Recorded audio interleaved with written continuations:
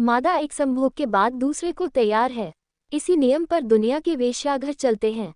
नर के दो संभोगों के बीच अंतराल स्वाभाविक है। संभोग के बाद वह अक्सर झटके से अलग होकर सोने की इच्छा करता है, जो उसकी प्राकृतिक प्रवृत्ति है। वहीं मादा की प्रकृति इसके विपरीत है।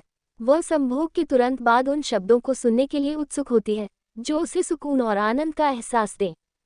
नर प्रेम के बाद तुरंत प्रेम नहीं कर सकता, लेकिन वह युद्ध के बाद प्रेम के लिए लालायित हो सकता है।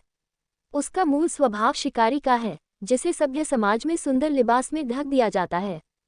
इतिहास में भी ये देखा गया है। हिटलर जैसे तानाशाह ने हजारों लोगों की हत्या के बाद अपनी प्रेमिका की गोद में सिर रखकर प्रेम गीत लिखे।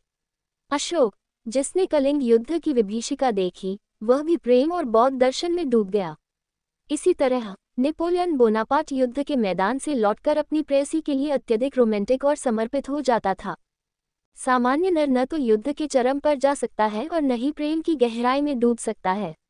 उसके लिए यह महज कुछ मिनटों का खेल बनकर रह जाता है, जो उसे संतुष्ट नहीं करता। इसी असंतोष के कारण वह साथी बदलने की कोशिश करता है। सामाजिक बंधन कमजोर होते ही यह बदलाव तेजी से होता है, लेकिन इससे न तो उसकी परिस्थितियां बदलती हैं और न ही मानसिक संरचना। यदि नर की जंगली प्रवृत्ति को व्यक्त करने का स्वस्थ रास्ता मिले, तो वह सच्चे प्रेम को पा सकता है, दे सकता है और अनुभव कर सकता है। यही कारण है कि मादा अक्सर सभ्य और सामाजिक रूप से शालीन नर की तुलना में उद्दंड या बिगड़े हुए नरों की ओर आकर्षित होती है। बिगड़े हुए लड़कों को समर्पित प्रेमिकाएं मिलती हैं, क्योंकि उनके भीतर एक कच्चा और प्रामाणिक रूप होता है, जो मादा के भीतर छिपे भावों को आकर्षित करता है। वहीं समाज की दृष्टि में सभ्य लड़के इस आकर्षण से अक्सर वंचित रह जाते हैं।